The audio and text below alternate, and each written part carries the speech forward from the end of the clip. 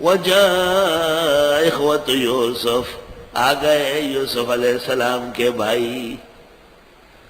مشہور ہو گیا کہ مصر میں ایک رحم دل بادشاہ ہے، اور جو کوئی آتا ہے اس کو فی فرد ایک اونٹ لدا ہوا اناج دے دیتے۔ ایک اونٹ لدا ہوا بہت زیادہ اناج بنے گا۔ اونٹ 40-50 من اٹھاتا ہے، پورے سال کا اناج ہو جائے گا، پورے گھرانے کا۔ قحط کے زمانے میں اتنا کھل کے اناج دینا آسان کام نہیں۔ یہ یوسف علیہ السلام کا معجزہ ہے۔ اور مورخین نے لکھا ہے کہ یوسف علیہ السلام نے گوداموں کے لیے بہت بڑے بڑے ہال بنوائے تھے، اور جو لوگ گودام میں کام کرتے ہیں ان کو باہر آنے کی اجازت نہیں تھی، اور باہر کے لوگ اندر بوریاں بیچتے تھے، وہ بھر کر کے ڈھیر لگا کے وہاں سے گیٹ کھل جاتا تھا، اونٹ اندر چلے جاتے تھے۔ کیوں؟ کہ چوری نہ ہوتا۔ اور جب اہم مہم مہمان آتے، پتہ چلتا کہ بہت دور سے لوگ آئے، تو یوسف علیہ السلام خود آ جاتے اور حضرت کے لیے شاہی کرسی بچ جاتی۔ یہ لوگ جب آنے لگے، بتایا گیا کہ شام کے پیغمبر یعقوب علیہ السلام کے بیٹے آ رہا ہے۔ یوسف علیہ السلام تو سب جانتے تھے، چٹپٹ حضرت تشریف لائے، اور مورخین کہتے ہیں بیٹھے نہیں، ان کے راستے میں کھڑے ہو گئے۔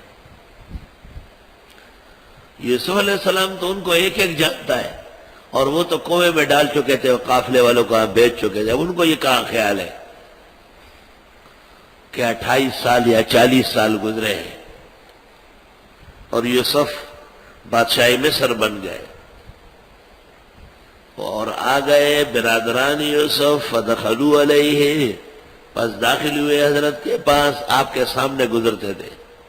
فعرفہم، آپ نے پہچانا ان کو، وہم لہ منکرون، اور وہ حضرت کو نہیں پہچان رہے تھے۔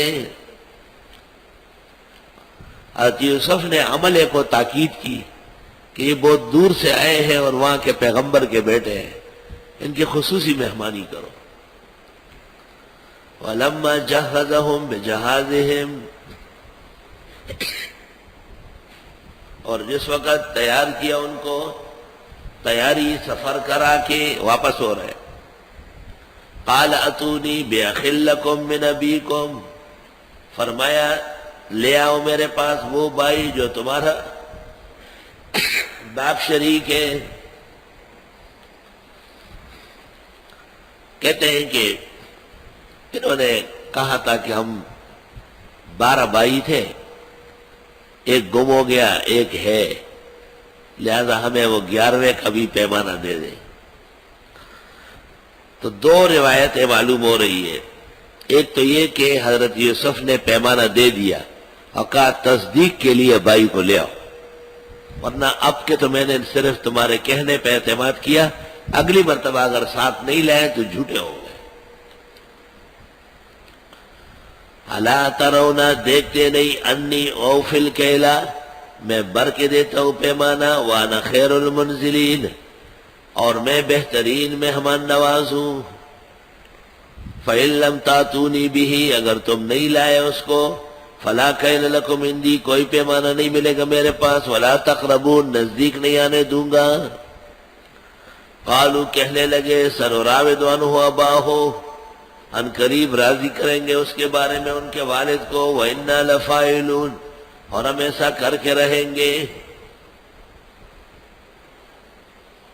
وقال لفتیانہ، یوسف علیہ السلام نے اپنے نوکروں سے کہا، فتیان فتح کی جمع ہے، نوکر چاکر نوجوان ہونا ضروری ہے، بوڑھا بابا جو ہے وہ تو اپنے آپ کو نہیں سنبھال سکتا۔ ایک دفعہ میں نے جمعے کے وعظ میں کہا تھا کہ چوکیدار نوجوان ہونا چاہیے۔ یہ گلشن کے اور گلستان جوہر کے تمام بوڑھے بوڑھے جمعے کے بعد یہاں ہنگامہ کر رہے تھے کہ ہم کو سیٹ نکال لیں گے،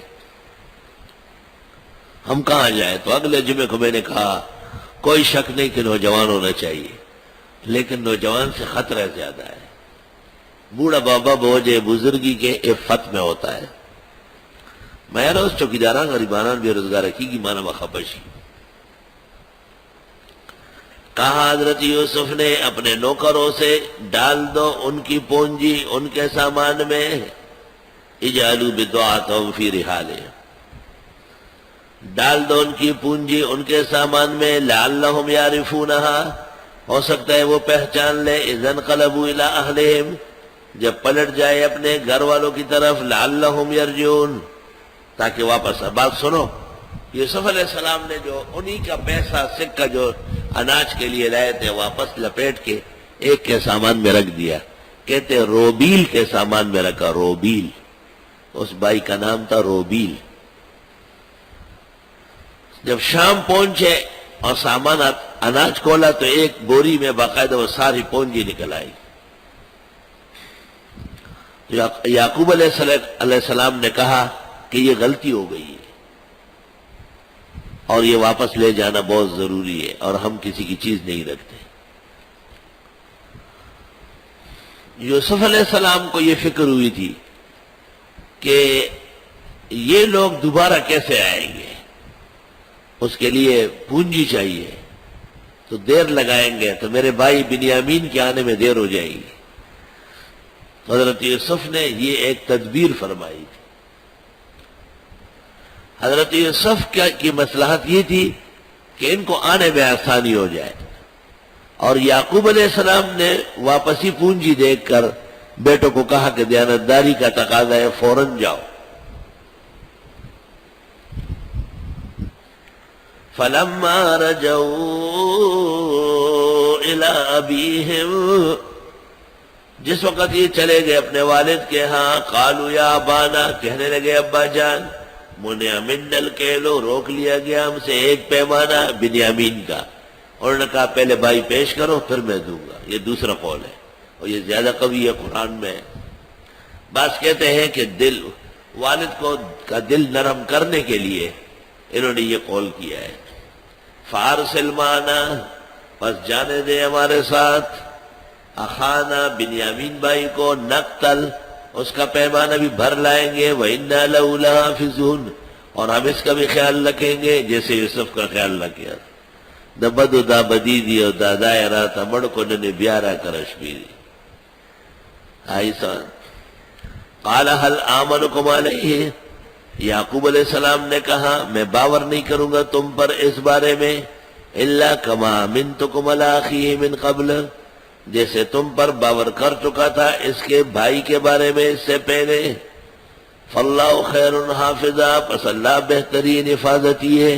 وَهُوَ أَرْحَمُ الرَّاحِمِينَ، پیغمبر ہے. ایک دم خیال آیا کہ وَإِنَّا لَهُ لَحَافِظُونَ، تو انہوں نے پہلے بھی کہا تھا. یوسف کو گم کیا. اب دوبارہ یہ کہتے ہیں کہ وَإِنَّا لَهُ لَحَافِظُونَ، تو اس سے ہٹنا پڑے گا. فَاللَّهُ خَيْرٌ حَافِظًا، حفاظت کرنے والا اللہ ہے. جب کوئی شخص کسی کے حوالے کرتا ہو، آپ پڑھ لے 3 مرتبہ فَاللَّهُ خَيْرٌ حَافِظًا وَهُوَ أَرْحَمُ الرَّاحِمِينَ، یقین کر لو ہر چیز حفاظت سے آئے گی. وَلَمَّا فَتَحُوا مَتَاعَهُمْ، اور جس وقت کھولا انہوں نے اپنا سامان. وَجَدُوا بِضَاعَتَهُمْ رُدَّتْ إِلَيْهِمْ، پائی انہوں نے اپنی پونجی جو لٹائی گئی تھی ان کو.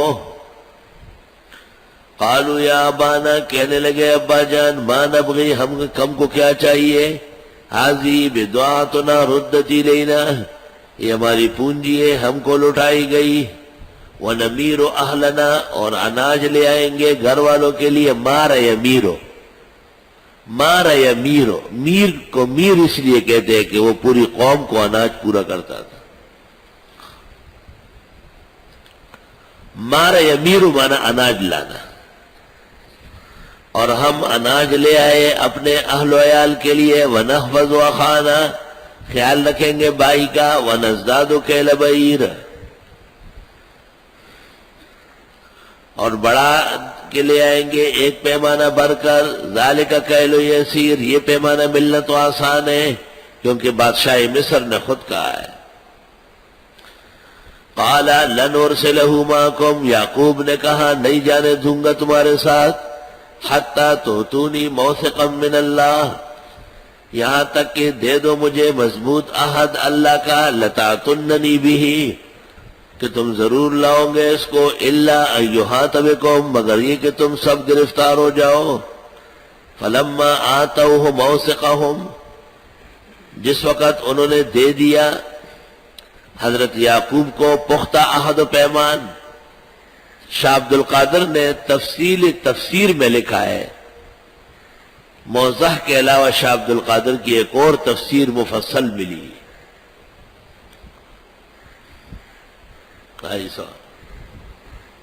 اس تفسیر میں انہوں نے لکھا ہے کہ جو حلف نامہ یعقوب نے بیٹوں سے لیا اس میں حضرت محمد صلی اللہ علیہ وسلم کا بھی ذکر ہے کہ اگر تم نے غلطی کی اور بنیامین کا خیال نہیں رکھا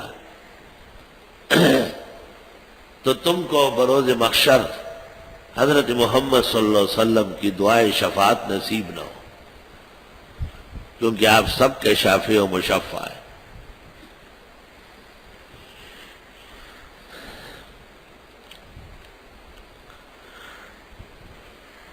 جب ہر طرح عہد و پیمان بیٹوں نے دے دیا، قال اللہ علی ما نقول وکیل، قال کا فاعل یعنی قائل یعقوب علیہ السلام ہے۔ یعقوب علیہ السلام نے کہا اللہ علی ما نقول وکیل، اللہ تعالی ہماری باتوں پر نگہبان ہے، ہماری یہ باتیں تو ہو گئی، قسم بھی عہد بھی، اب اسے پورا کرنا یہ اللہ رب العالمین کی قدرت کا کرشمہ ہوگا۔ وقال یا بنی، فرمایا اے میرے بیٹو، لا تدخلوا من باب واحد، ایک دروازے سے نہ جانا، وادخلوا من ابواب متفرقہ، اور داخل ہو جاؤ مختلف دروازوں سے۔ پہلے 10 تھے اور اب 11 ہو گئے، اور ایک خاندان کے چشم و چراغ ہے، ایک باپ کے بیٹے ہیں، اور خاندان نبوت کے افراد ہیں تو کتنے حسین جمیل ہوں گے، کیا بہترین جوان ہوں گے۔ اور فرمایا کہ ایک دروازے سے نہ جانا، نظر لگ جائے گی، اور العین حق بخاری میں ہے۔ نظر 2 وجہ سے لگتی ہے، محبت سے بھی، جیسے چھوٹے بچے کو ماں باپ کی نظر لگتی ہے، اور کبھی حسد کی بھی نظر ہوتی ہے۔ محبت بھی حدود میں ہو، ہم نے اصول میں پڑھایا تھا۔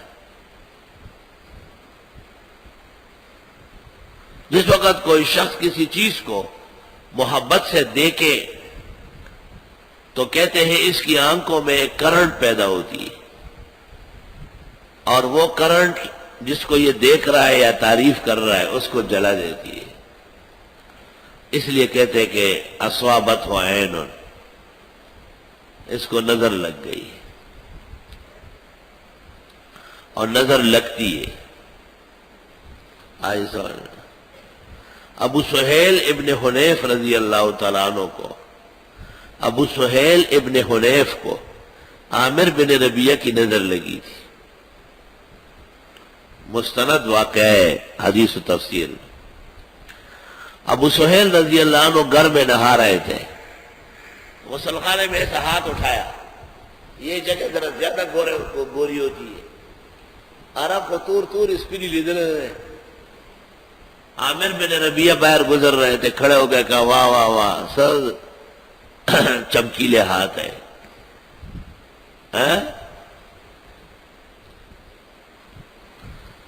لا الہ الا اللہ۔ حضرت ابو سہیل جب غسل خانے سے آئے تو گھر میں گر رہے تھے، اور ایسا محسوس کر رہے تھے کہ جیسے چٹائی میں لپیٹے جا رہے ہیں۔ رسول اللہ صلی اللہ علیہ وسلم کو اطلاع ہوئی، آپ تشریف لائے، آپ نے کہا کسی کی نظر لگی، بعد میں پتہ چلا عامر بن ربیعہ کی لگی۔ آپ نے کوئی ٹوٹکا کیا، ان سے کوئی چیز لی اور اس کی دھنی دی ابو سہیل کو، اور عامر کو کہا علامہ تقتلون اخاکم، اپنے بھائی کو کیوں قتل کرتے ہو؟ جب دیکھو تو کہو ماشاء اللہ لا قوت الا باللہ۔ الہی تو نے کیا کیا صورتیں بنائی ہے، ہر ایک دستی بوسی کیا قدم بوسی کے لائق ہے، یہ وہی خامان خوڑلے بخت روح کی نظر فرض برنظر میں بڑ بشینہ۔ اجدہا نے کسی کو کاٹا ہو وہ بچ جائے گا، لیکن نظریں لگی ہو وہ نہیں بچے گا۔ خامان خوڑلے بخت روح کی سترگو خوڑلے برنظر میں بڑ بشینہ۔ اے میرے بیٹو جانا نہیں ایک دروازے سے، آؤ چلے جاؤ مصر میں مختلف دروازوں سے۔ علامہ دمیری نے حیات الحیوان میں سند حسن سے نقل کیا ہے، ایک پیغمبر عیدگاہ کے لیے نکلے، پیچھے دیکھا لوگ ہی لوگ، پیغمبرانہ نظریں کتنی رحمت کی ہے، لیکن فوصیبو کلہم سارے مر گئے۔ اللہ نے کہا آپ کی مبارک نظریں لگی ہے، سما تماچا ہو سرا تھوڑا خلا کے مڑ کر ایسے بتاؤ گا۔